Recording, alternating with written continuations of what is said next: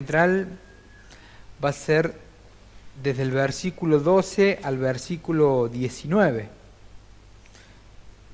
Vamos seguramente leyendo otros textos también, pero bueno, ese es nuestro pasaje principal para desarrollar en esta noche. Según lo que más o menos estoy al tanto, ustedes vienen viendo una serie sobre el sufrimiento. ¿Estamos de acuerdo? Y si no me equivoco, hoy me toca a mí cerrar esta serie. A modo de repaso, de acuerdo a la información que me han pasado, ustedes vieron el primer encuentro domingo de la prueba al triunfo, y la base bíblica fue Santiago capítulo 1, versículos 2 al 8, y Santiago dice que tenemos que tener sumo gozo cuando nos hallemos en diversas pruebas, por lo que esa prueba produce, ¿no? Un carácter maduro, aprobado. El segundo domingo vieron consolación sobreabundante, basado en 2 Corintios 1, 3, 7, hablaron de Dios como el Padre de toda consolación, y cómo es que nosotros al ser consolados luego podemos consolar a otros hermanos que pasen circunstancias semejantes. El tercer domingo una fe probada en base a un pasaje justamente de Pedro, 1 Pedro, capítulo 1, versículos 6 y 7, inclusive lo podríamos extender hasta el 9. El cuarto domingo, Hebreos capítulo 12, hablaron del Padre que disciplina, o podemos decir la disciplina del Padre que ama. Una muestra de amor clara es que Dios nos corrige. Y hoy vamos a hablar, terminamos esta serie también con sufrir, pero tiene que ver con un sufrimiento específico causado por algo concreto, y tiene que ver con sufrir a causa de Cristo, o por causa de Cristo, o sufrir por ser cristianos. Básicamente esa es la idea principal, y de hecho el título justamente que le podemos poner sería este, ¿no? El cristiano sufrir justamente por ser de Cristo. Ahora bien, toda primera de Pedro, uno de los temas principales es el sufrimiento. De los 5 capítulos, los primeros 4 Pedro hace referencia, y referencias importantes, no es que sea solamente un versículo, sino varios versículos en cada capítulo relacionados con el sufrimiento, ya sea el padecimiento de Cristo y el padecimiento de los cristianos. Y dentro de esta gran sección o gran tema del sufrimiento podemos dividir como en 2 secciones. En la primera sección del sufrimiento es el pasaje que ustedes vieron, que dice Pedro, versículo 6 del capítulo 1, en lo cual vosotros os alegráis, aunque ahora por un poco de tiempo, si es necesario, tengas que ser afligidos en diversas pruebas. Entonces Pedro va a decir que como creyentes de este lado de la gloria vamos a pasar por diferentes tipos de pruebas, literalmente pruebas de todos los colores, o sea, de cualquier tipo, de cualquier índole. Y Pedro utiliza la imagen del fuego y dice, así como el metal o el oro es pasado por el fuego para ser purificado, de esa misma manera el Señor manda o permite esas situaciones aflictivas para purificar nuestra fe, para afirmar nuestra fe, para fortalecer nuestra fe. Pero este tipo de sufrimientos, en esta primera sección, es variado, diversos tipos de pruebas. Pero la otra sección que tiene que ver con el sufrimiento, tiene que ver con la causa que en esta noche vamos a ver, que sufrimos a causa de ser cristianos. Si nosotros no fuéramos cristianos no tendríamos este tipo de problema, pero justamente como somos cristianos, bueno, vamos a tener diferentes tipos de sufrimientos. Hay muchos pasajes, además del que vamos a leer nosotros, por ejemplo, el capítulo 4, versículo 1, Pedro dice, puesto que Cristo ha padecido por nosotros en la carne, ustedes también ármense del mismo pensamiento. O sea, si Cristo, nuestro Maestro, nuestro Salvador, sufrió mientras estuvo en la carne, en el cuerpo, nosotros tenemos que hacernos la idea que nosotros, en mayor o menor medida, nos va a pasar lo mismo.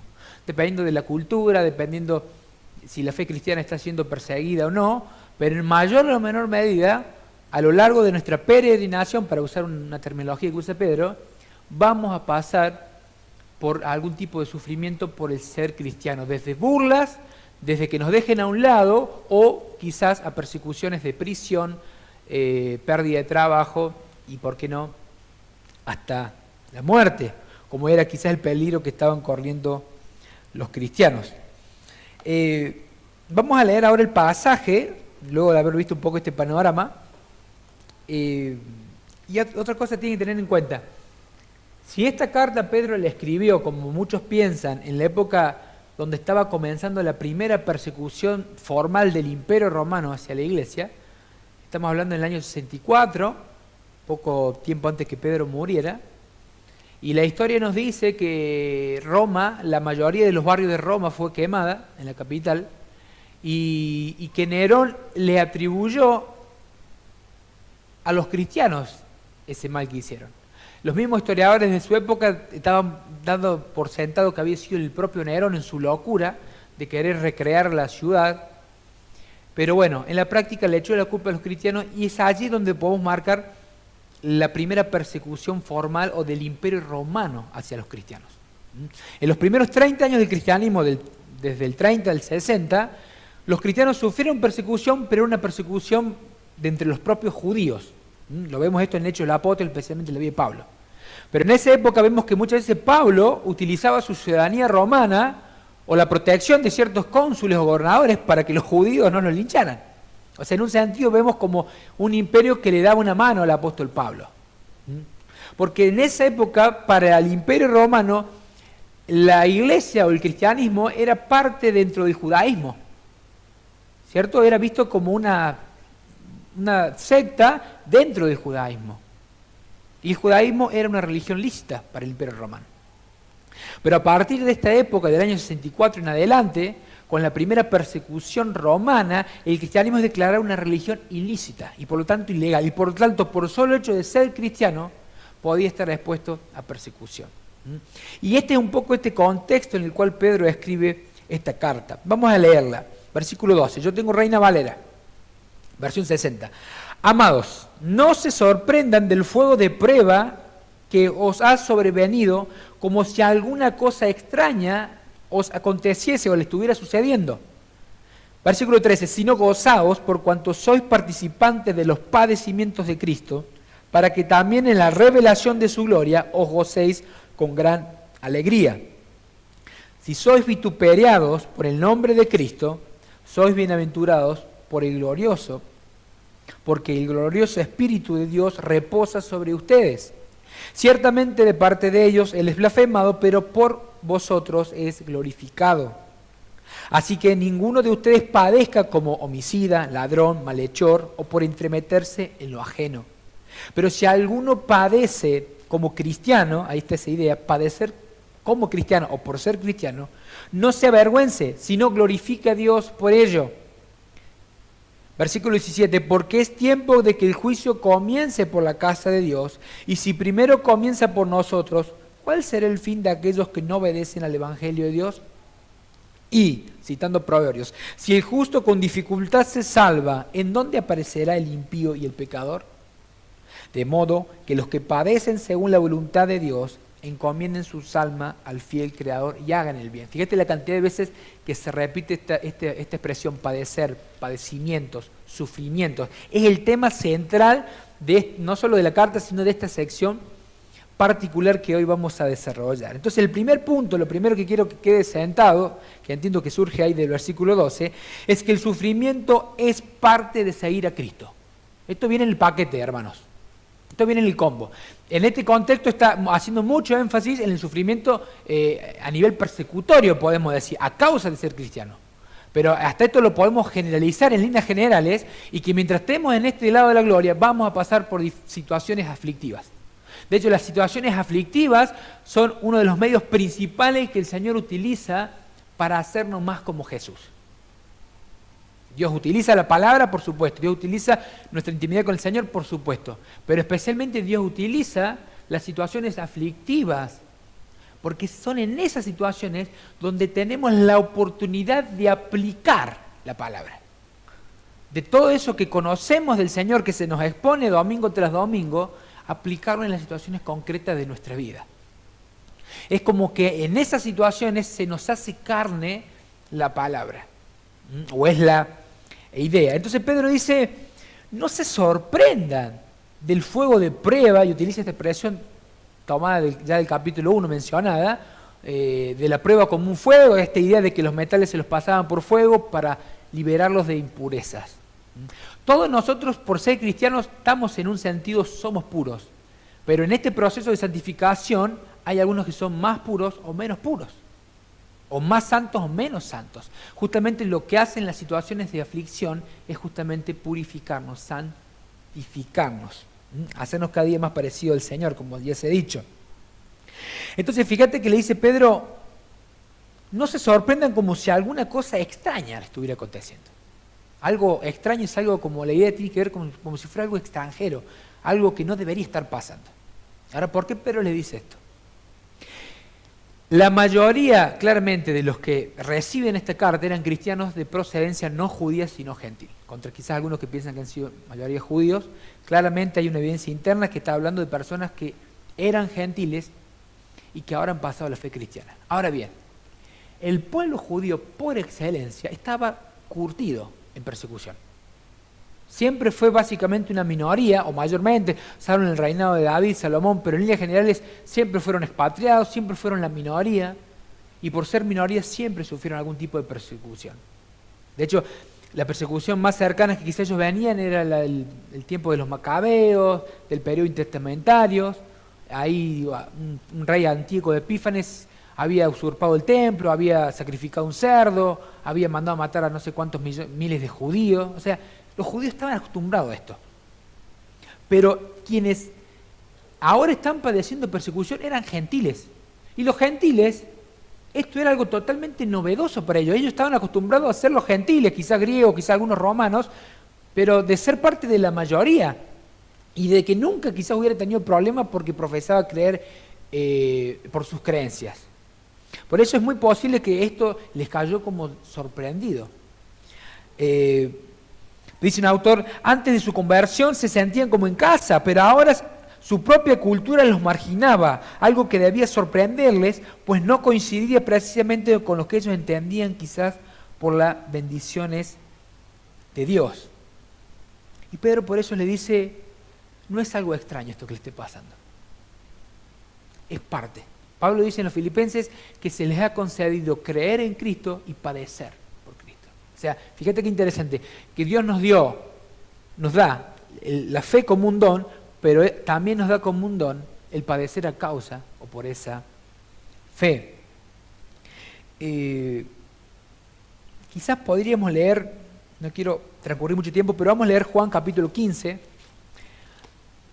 para seguir un poco, reforzar este concepto de que el sufrimiento es parte de seguir a Cristo. Palabras del propio Jesús, Juan capítulo 15, versículo 18, de en adelante. Jesús lo dice claramente. Si el mundo os aborrece, sabed que a mí me ha aborrecido antes que ustedes. Juan 15, versículo 18. Si fueras del mundo, el mundo amaría lo suyo, pero porque no sois del mundo, antes yo os elegí del mundo, por eso el mundo os aborrece. Acordaos de las palabras que yo he dicho, el siervo no es mayor que su Señor. Si a mí me han perseguido, también a ustedes los perseguirán. Si han guardado mi palabra, también guardarán la vuestra. Jesús lo dice claramente. Otro pasaje que quizás podamos leer del apóstol Pablo, 2 de Timoteo, capítulo 3, versículo 12. La Biblia está llena de esta idea. 2 de Timoteo, capítulo 3, versículo 12. Pablo le dice a Timoteo, esta carta es importante porque es la última carta del apóstol. Pablo se encuentra preso por predicar a Cristo y justamente Pablo va a morir, va a ser mártir por predicar a Jesucristo. ¿Y qué le dice a Timoteo? Y también todos los que quieren vivir piadosamente en Cristo Jesús van a padecer persecución. Interesante el agregado. Los que quieran vivir piadosamente en Cristo Jesús. No aquellos que se digan cristianos de boca para afuera. Aquellos que sean cristianos de verdad, con convicción. Que sepan marcar la diferencia, que sepan levantar la voz, aunque sea la única, muchas veces nos va a meter en problemas. Y Pedro dice, no se sorprendan del fuego de prueba que les ha sobrevenido. Mira, yo quería hacer dos observaciones en relación a este primer punto. El primero es que Dios aprueba, bendice y es glorificado cuando el creyente sufre. Dios lo aprueba, Dios bendice y aún Dios es glorificado en esa circunstancia. Fíjate que lo dice el versículo 15. Así que ninguno de vosotros padezca como homicida, ladrón o malhechor. Pero si alguno padece como cristiano, no se avergüence, sino que glorifique a Dios por medio de ello. O sea, la palabra nos insta a ver el sufrimiento, y en este contexto el sufrimiento por Cristo, como un medio para que Dios sea engrandecido. Lejos de atemorizarnos, lejos de huir, o quizás lejos de desanimarnos, es un medio que podemos utilizar para que Dios sea honrado, para que Dios sea glorificado. Es decir, es una oportunidad para demostrar que Dios es más importante que cualquier cosa. Es decir, por creer en Jesucristo me estoy metiendo en problemas. Quizás me estén echando del trabajo porque estoy siendo honesto, no quiero andar en cosas turbias y bueno, y así no va, entonces me echan del trabajo. Por creer en Jesucristo, quizás me quedo sin amigos porque mis amigos van por un lado y yo voy por otro. Vamos a Afganistán, algo más complicado. Por creer en Jesucristo me matan. Matan a mi familia, matan a mis hijos, es tremendo. Y sin embargo, al mantenernos fieles en Cristo, a pesar de que todas esas cosas puedan pasar, le estamos dando un testimonio al mundo de que nuestra fidelidad a Cristo es más importante, aun que mi familia, aun que mis hijos, aun que mi trabajo. Por eso es un medio, un espacio para honrar y glorificar al Señor. Pero además de eso, y Brunito nos decía algo del carácter de Dios y sus atributos, en las situaciones de aflicción, de cualquier tipo en general, en particular estamos hablando hoy a causa de la persecución, es una oportunidad para conocer un atributo puntual de Dios. ¿Cuál es? Su misericordia. Misericordia es una palabra compuesta. Miseri, miserable, y cordia, corazón. Es el corazón inclinado hacia la persona miserable que está pasando por situación de aflicción. Un sinónimo puede ser compasión. Pasión, sufrimiento, con ponerse al lado del que sufre. Entonces, cuando estamos pasando por situaciones aflictivas, son las situaciones ideales para que nosotros podamos conocer y experimentar en carne propia la misericordia o la compasión de Dios.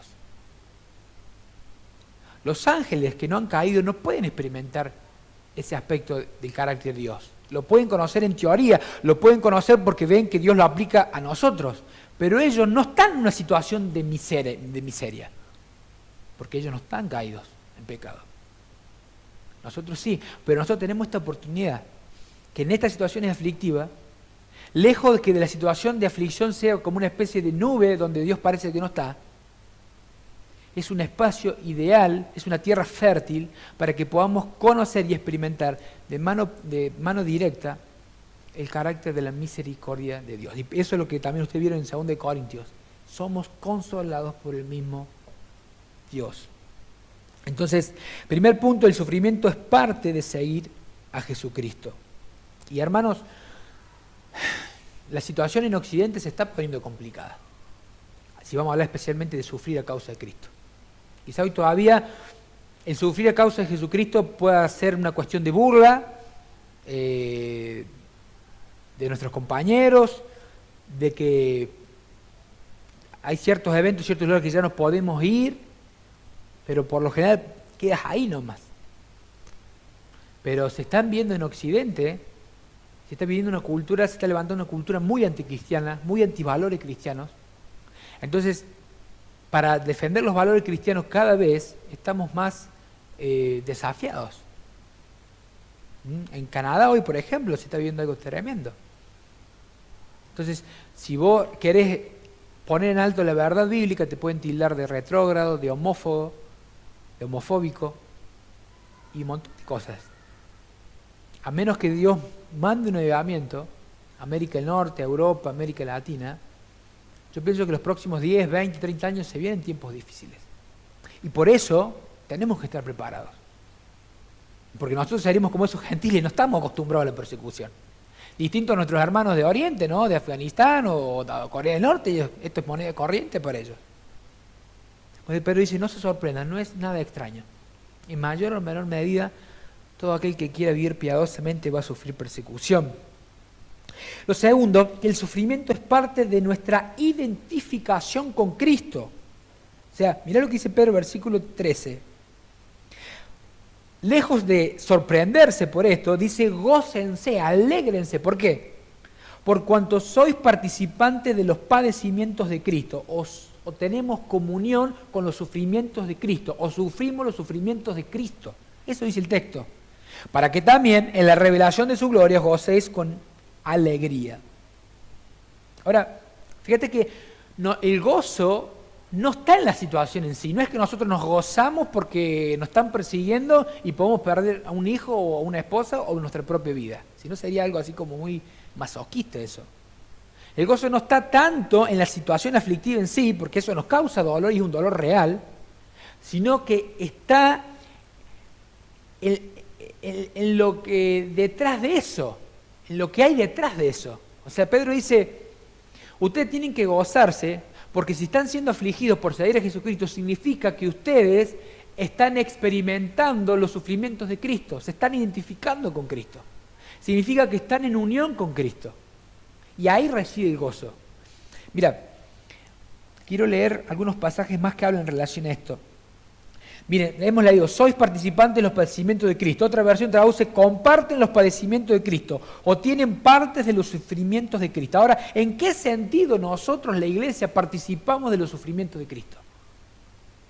Porque el texto es claro, participamos de los sufrimientos de Cristo. Te voy a leer algunos otros textos. Por ejemplo, Filipenses 3:10 dice Pablo, a fin de conocerle, y después dice, y la participación de sus padecimientos, llegando a ser semejante a él en su muerte. Pablo dice, yo quiero ser parte de esa participación de su sufrimiento.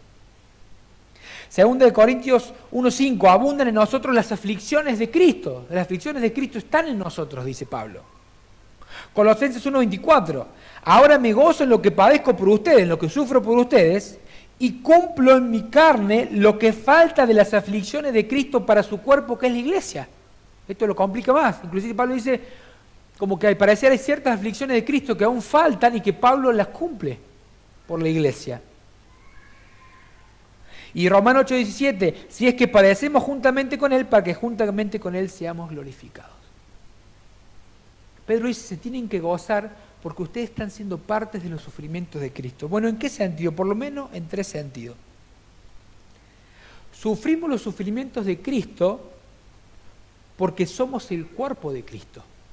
Y si el cuerpo de Cristo sufre, en un sentido Cristo también sufre. O nuestros sufrimientos son los sufrimientos de Él. Esto lo podemos ver en Hechos 9, cuando el Señor se le aparece a Pablo, en ese entonces Saulo. ¿Y qué es lo que hacía Saulo? ¿Perseguir a qué? A la iglesia, a los cristianos. Sin embargo, Jesús le dice, Saulo, Saulo, ¿por qué me persigues? Pablo le diría, no. Yo estoy persiguiendo a tus seguidores, no te estoy persiguiendo a vos. Es que Jesús dice, si persigues a la iglesia, me persigues a mí.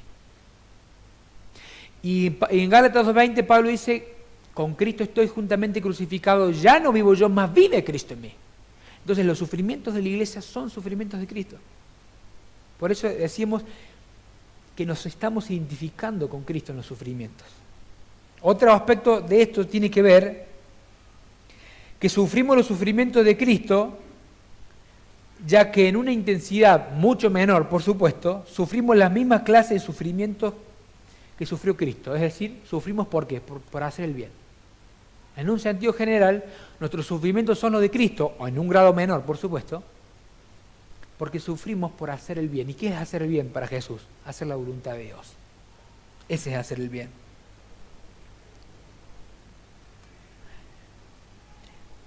Y otro aspecto sería que sufrimos los sufrimientos de Cristo porque la persona y la enseñanza de Cristo son las que causan dicho sufrimiento. Es justamente porque creemos en Cristo, porque sostenemos sus enseñanzas, es que sufrimos. Entonces, de la misma manera que el Señor antes de ir a la gloria tuvo que pasar por la agonía del huerto y por la cruz,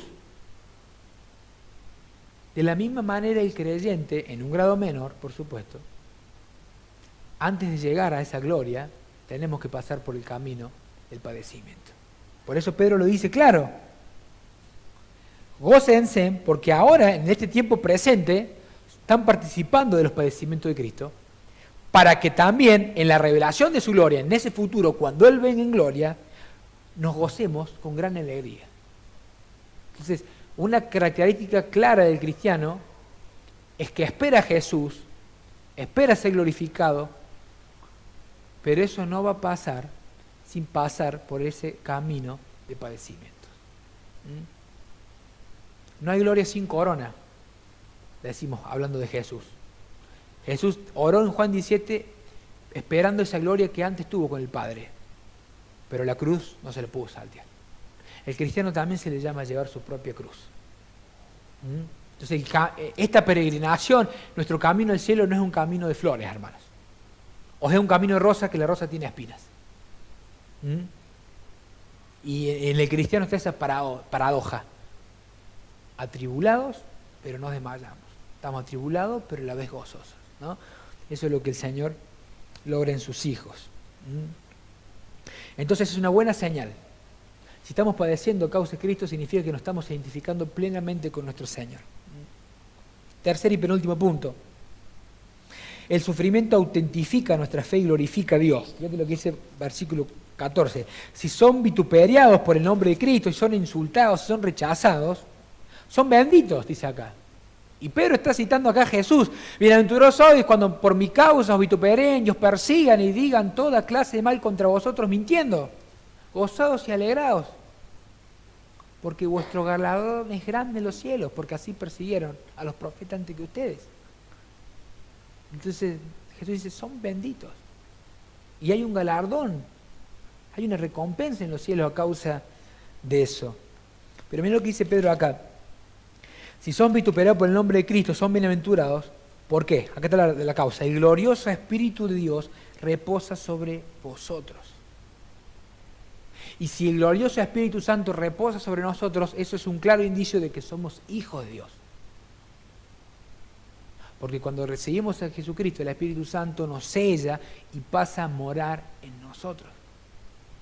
Entonces básicamente Pedro dice, si están siendo perseguidos, no por hacer el mal, por entremeterse en lo ajeno, sino a causa de Cristo o por hacer el bien, eso significa que el Espíritu de Dios mora en nosotros. Y si el Espíritu de Dios mora en nosotros, significa que somos de Cristo. Por eso decimos que el sufrimiento autentifica nuestra fe, confirma nuestra fe, confirma que estamos en el camino correcto. Por eso también podemos identificar a las sectas. Hay una religión que dice pare de sufrir. Así es el eslogan de ellos, no. Eso no es cristianismo. Eso no es cristianismo. Pero quiero agregarte algo más en relación a esto. Fíjate lo que dice, que el glorioso Espíritu de Dios reposa sobre vosotros. Pero el Espíritu Santo reposando sobre nosotros no solo es que nos autentifica nuestra fe, sino que está dado especialmente por Dios para ayudar, entre muchas cosas, ¿no? Pero para ayudar a sobrellevar el sufrimiento. Y yo te voy a dar algunos pasajes bíblicos. Tomémonos el tiempo. Vamos a Hechos capítulo 4. La iglesia comienza a ser perseguida por los propios judíos en este caso. Hechos capítulo 4. A Pedro y a Juan lo meten preso, te doy contexto. Les dicen que no prediquen el nombre de este Dios, de Cristo. Ellos dicen, bueno, es necesario obedecer a Dios antes que los hombres, pero ellos llegan con la iglesia, que se reúnen a una de las casas, les comparten entre los hermanos, y los hermanos empiezan a orar por esto. Hechos capítulo 4. Empiezan a orar. Y fíjate la oración que hacen.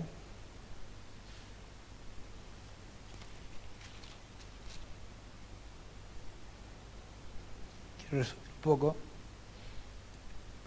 Versículo 29. Y ahora, Señor, mira sus amenazas, concede a tus siervos que con todo de nuevo hablen tu palabra. Ni siquiera le piden que frene la persecución. Le están pidiendo valentía para poder hablar su palabra. Y mirá lo que dice el versículo 31. Cuando hubieron orado, el lugar en que estaba congregado tembló y todos fueron llenos del Espíritu Santo y hablaban con denuedo de la palabra. ¿Se da cuenta de la conexión que hay entre esa llanura espiritual y el Espíritu Santo? Y ese llanura o control del Espíritu Santo tuvo que ver con algo específico, con darle valentía para seguir proclamando su palabra. En medio de la persecución, que por lo general naturalmente nos acobardaría, ellos oran al Señor y el Espíritu Santo que moraba en ellos les suple y les da una valentía extraordinaria para seguir predicando la palabra de Dios. En Hechos 7:55, cuando Esteban está siendo apedrado, a punto de ser apedrado, por eso son situaciones bien aflictivas a causa de Cristo, dice, pero Esteban, lleno del Espíritu Santo, puesto los ojos en el cielo, vio la gloria de Dios y a Jesús que estaba a la diestra. Y hasta puede orar por los que lo están matando, Padre, perdónalos porque no saben lo que hacen. Y Pablo en 2 de Timoteo, y ya se los comento un poco por cuestión de tiempo, Pablo le dice a Timoteo que Dios no nos ha dado espíritu de cobardía, sino de poder, de amor y de dominio propio. Y en el capítulo 4, cuando Pablo tuvo la primera defensa, él dice, ninguno estuvo conmigo, todos se fueron, mas no estuve solo porque el Señor estuvo conmigo. Hermanos, ¿qué quiero decir con esto? Que el Señor, por medio de la morada del Espíritu Santo en nosotros, no nos deja jamás solos. No es que estemos solos, pero en esas situaciones inusitadas, quizás de violencia, de persecución a causa de la fe, el Señor a través de su Espíritu nos va a dar una medida extraordinaria de valentía, de gozo. Y eso explica por qué a lo largo de la historia de la Iglesia muchos mártires murieron cantando. Muchos mártires murieron gozosos. Muchos hermanos dijeron, no voy a negar a Cristo, prefiero que me quiten la vida. Si uno lo lee, le parece, no, si yo estuviera en esa situación. Pero el Espíritu Santo mora en nosotros y nos da esa consolación, esa valentía. El último, para ir cerrando, y no es menor esto, el sufrimiento purifica o perfecciona al creyente. Esta verdad ustedes ya la han visto, especialmente en Hebreos, cuando vieron acerca del pasaje de Hebreo, porque dice que Dios nos disciplina para que participemos de su santidad. Pero bueno, este texto está también acá en Pedro y lo tenemos que recalcar de nuevo. El sufrimiento purifica o perfecciona al creyente. Pedro dice, porque es tiempo de que el juicio comience por la casa de Dios. Y si primero comienza por nosotros, ¿cuál será el fin de aquellos que no obedecen al Evangelio?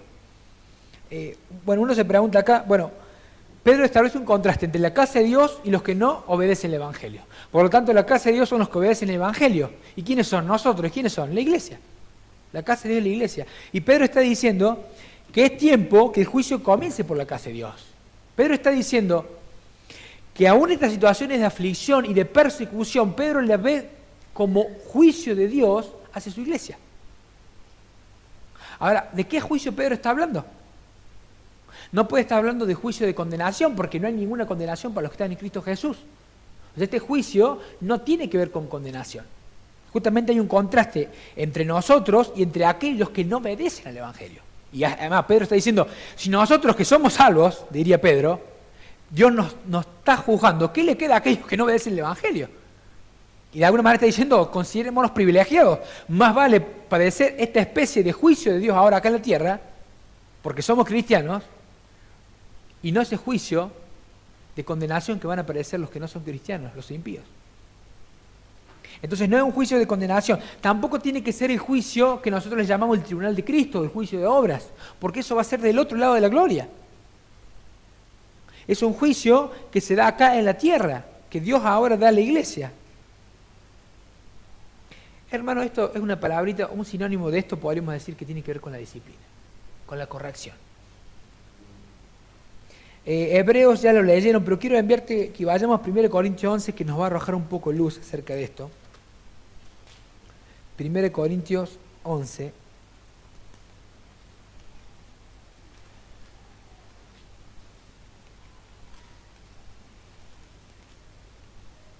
Pablo está hablando de una iglesia. Estos hermanos están participando de la cena del Señor, pero lo están haciendo de una manera indebida. Recordad que estamos tratando de de arrojar luz sobre este juicio que nosotros entendemos que tiene que ver con la disciplina, con la corrección que Dios da a sus hijos. O sea, nuestro Señor es tan grande y tiene todo bajo control que Dios hasta utiliza las persecuciones a su iglesia como un instrumento para corregir, para purificar a su iglesia.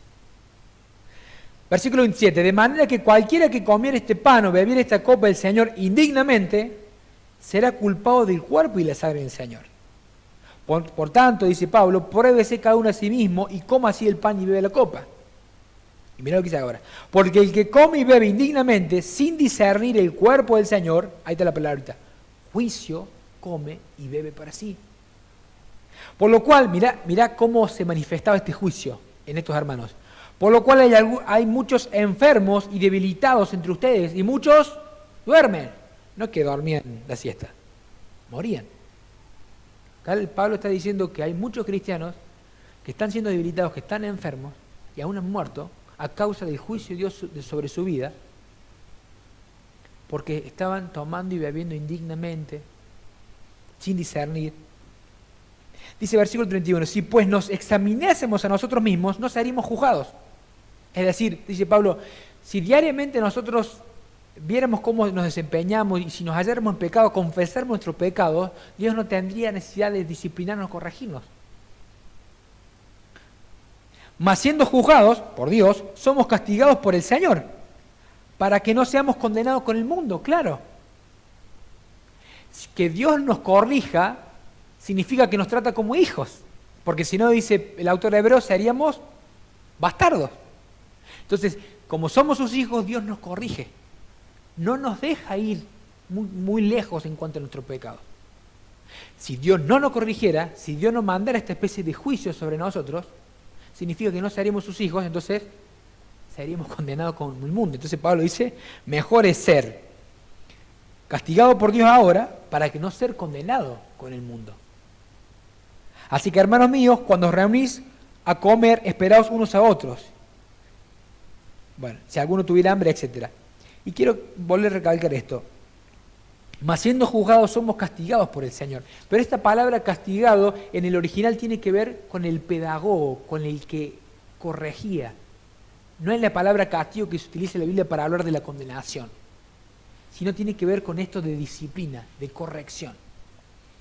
Entonces por eso podemos decir con toda tranquilidad que Dios en su soberanía aún utiliza las medidas, los tiempos de aflicción, aún aquellos que se deben por seguir a Jesucristo, como un medio para purificar a su iglesia, para corregir a su iglesia. Y Pedro dice, si el justo con dificultad se salva, y la idea aquí tiene que ver no con que es difícil ser salvo, porque el Señor obtuvo nuestra salvación y nos las dio, pero la idea es que mientras pasamos por este periodo de peregrinación, vamos a atravesar diferentes tipos de dificultades. Si es justo con dificultad se salva. Recordad que la salvación en la Biblia no es solamente justificación, sino que es santificación y luego de glorificación. Entonces, en este proceso de santificación vamos a pasar por diferentes tipos de dificultades. Pero Dios puede capitalizar todo ese tipo de dificultades para perfeccionarnos, para santificarnos, para purificar a su iglesia. Hermanos, voy a recopilar y ya vamos cerrando. Hemos visto que si somos cristianos vamos a pasar por sufrimientos, desde los más simples a los más complejos. Es parte del paquete de ser cristiano, es parte de seguir a Jesucristo. Que el sufrimiento es parte de identificarnos con Cristo en sus sufrimientos, porque somos hechos uno con Cristo, y esto nos asegura que luego vamos a estar con Él en gloria. Hemos visto también que el sufrimiento autentifica nuestra fe, confirma que realmente somos sus hijos, porque significa que el Espíritu está en nosotros y que el Espíritu Santo está para darnos consolación en esos momentos. Y hemos visto por último que el sufrimiento purifica o perfecciona al creyente. Y es allí donde debe residir nuestro gozo. Pero quiero terminar con un pasaje, Primera de Pedro, capítulo 2, para no salirme de acá, versículo 21.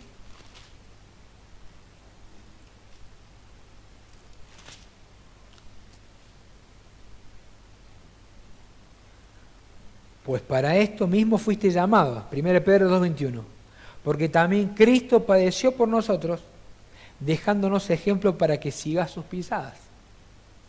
Yo sé que muchos de nosotros conocemos este texto, que estamos para seguir las pisadas del Maestro, pero el contexto que Pedro lo dice es un contexto de sufrimiento. O sea, las pisadas que tenemos que seguir es un camino de sufrimiento.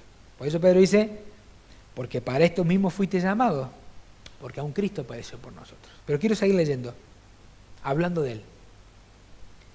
Este Maestro que padeció, no lo hizo por pecados propios, lo hizo por nosotros. Es más, dice Pedro, el cual no hizo pecado ni se halló engaño en su boca. Quien cuando le maldecía no respondía con maldición, cuando padecía no amenazaba, sino encomendaba la causa al que juzga justamente. Quien llevó él mismo nuestros pecados en su cuerpo sobre el madero, para que nosotros, estando muertos a los pecados, vivamos a la justicia, y por cuya herida fuimos nosotros sanados. Quiero terminar hablando de la persona de Jesús. Porque Él sufrió el máximo sufrimiento. Él sufrió la máxima agonía. Por eso Él puede entenderte. Él puede tener compasión. No veas a Dios como un Dios lejano, porque Dios, es cierto lo que decía Brunito, Él es trascendente, Él es el santo, está muy por encima de lo creado, el totalmente otro. Pero también es ese Dios inmanente que se mueve en su creación.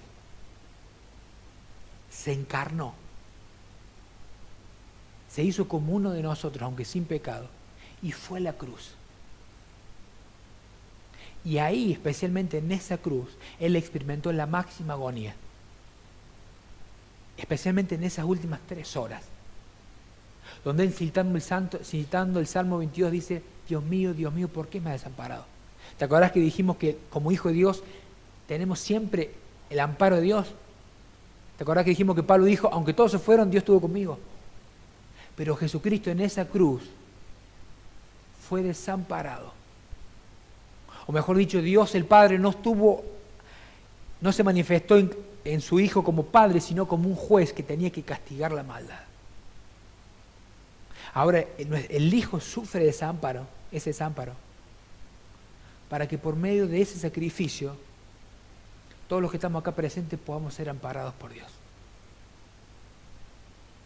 Entonces, diría Isaías, Él es el varón de dolores, el experimentado en quebranto. Entonces, yo no creo que en este momento ninguno de los que estemos acá estemos padeciendo un tipo de persecución masiva por seguir a Jesucristo. Pero sí, quizás en un grado menor estemos pasando por alguna situación aflictiva. Mira a Cristo. Él te comprende, Él te entiende. Y quizás terminemos con esto, el consejo que le dice Pedro.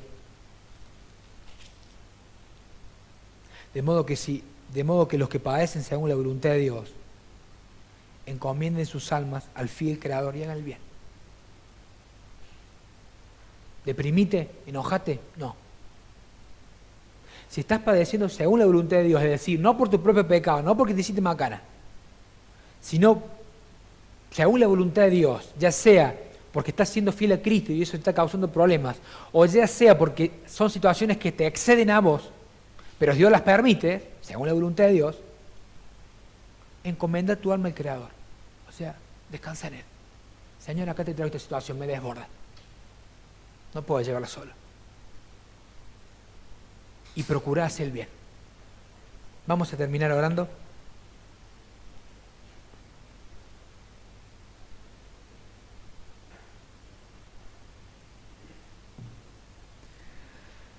Mi querido Señor,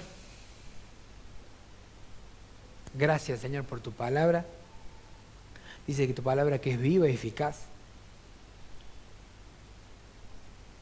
Gracias, Señor, porque a pesar de que fue escrita tantos años, Señor, sigue siendo vivo para nosotros hoy.